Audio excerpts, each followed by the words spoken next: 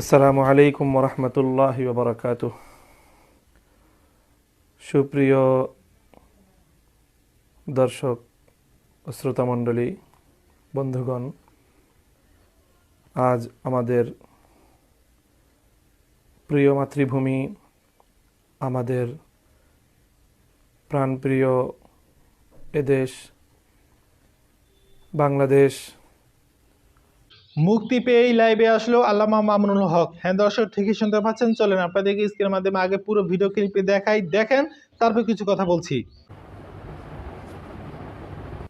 আসসালামু আলাইকুম ওরহমতুল্লাহি ওবরাকাতুহ।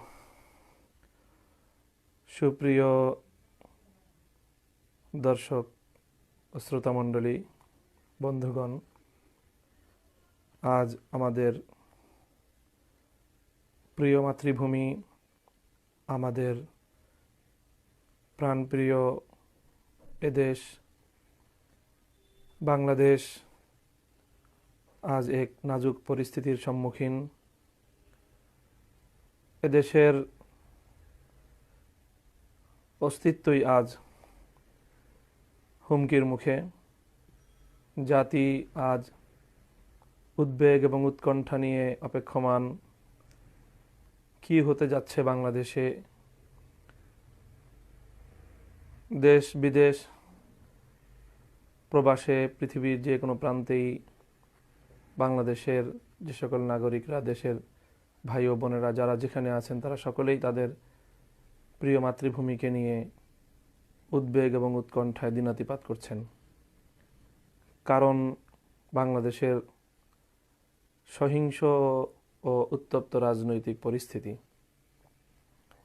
এই পরিস্থিতিতে আমরা আমাদের বক্তব্য তুলে ধরবার জন্যই মূলত আজকে আমার এই লাইভে আসা। গভীর কোনো বিশ্লেষণে যাব না, তবে খুব সরল ও সহজভাবে সাধারণ দৃষ্টিতে যে বিষয়গুলো আমাদের চোখে আসছে, একজন সচেতন নাগরিক হিসেবে, একজন দেশপ্রেমিক আলেমে দ্বীন হিসেবে আমার বক্তব্যটুকু আমি এই লাইভের মাধ্যমে আমার সকল শুভানুধ্যায়ী এবং যারা আমাদের কথা জানতে চান, আমাদেরকে অনুসরণ করে থাকেন, তাদের উদ্দেশ্যে বলতে চাই।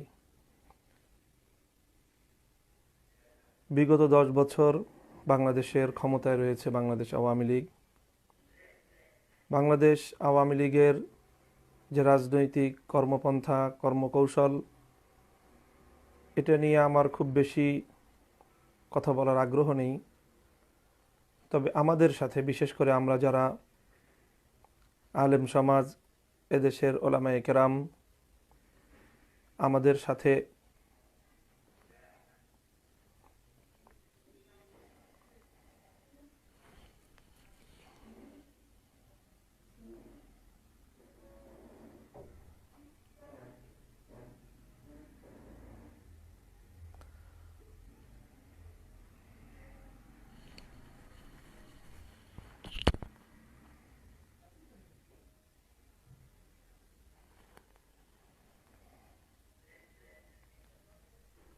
সাথে বর্তমান আওয়ামী লীগ সরকারের এবং বাংলাদেশ আওয়ামী লীগের যেই আচরণ বিগত 10 বছরের এবং বর্তমানের, সে বিষয়ে আমি আমার নিজস্ব বিবেচনায় একটি বিষয়ে দৃষ্টি আকর্ষণ করতে চাই। আমরা লক্ষ্য করেছি যে বিগত 10 বছরেই আওয়ামী লীগ জামাতে ইসলামের বিরুদ্ধে, জামাত শিবিরের বিরুদ্ধে ব্যাপক কঠোর অবস্থান গ্রহণ করেছে এবং তাদেরকে কোণঠাসা করে রেখেছে।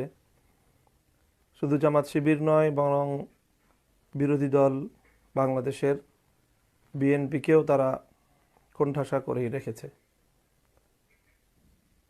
এই পরিস্থিতিতে তুলনামূলকভাবে, বিশেষত 2013 সালের পর থেকে পর্যায়ক্রমে আমরা কওমি ওলামায়ে কেরাম ততটা ব্যাকফুটে নই।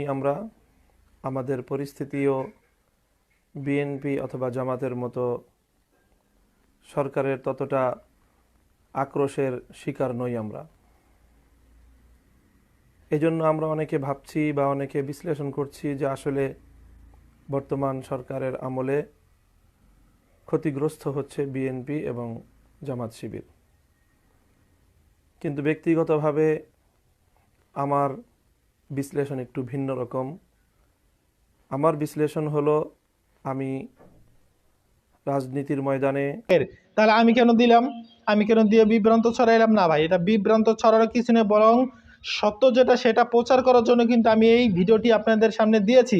এই ভিডিওটি দিয়ে দেখলাম গতকাল রাত থেকে এত পরিমাণ, এত চ্যানেল, বড় বড় চ্যানেলগুলো থেকে প্রচার হচ্ছে। আমাদের তো ভাই ছোট চ্যানেল, বড় বড় চ্যানেলগুলো থেকে প্রচার হচ্ছে যে মামুনুল হক হুজুর মুক্তি পেয়েছে, মুক্তি পেয়ে সর্বপ্রথম তিনি লাইভে আসলেন, এরকম কথা বলতেছে। কিন্তু ভাই মামুনুল হক হুজুর এখনো মুক্তি পায়নি। আমরা যতটুকু জানতে পেরেছি গণমাধ্যমের মাধ্যমে যে তিনি এখন পর্যন্ত মুক্তি পায়নি, বা তিনি পাননি, তিনি অচিরে পাবেন। কিন্তু মুক্তি এতক্ষণ পর্যন্ত তিনি বাড়িতে থাকতেন, কিন্তু আপনার আমার কিছু আবেগী মানুষের কারণে মামুনুল হক হুজুর এখন পর্যন্ত জেলে খাটতেছে। জেল খাটতেছে কারণ আপনারা আমার অতি আবেগের কারণে এত ভালোবাসা দেখাইলাম, যার কারণে এখন মামুনুল হক হুজুর আবারও জেলের মধ্যে আরো কিছুদিন থাকতে হবে। এখন আরো কিছুদিন থাকতে হয় নাকি তিনি এমন আছে আজকেও মুক্তি দিয়ে দিতে পারে। কারণ হচ্ছে যেখানে মানুষগুলো মানে কারাগার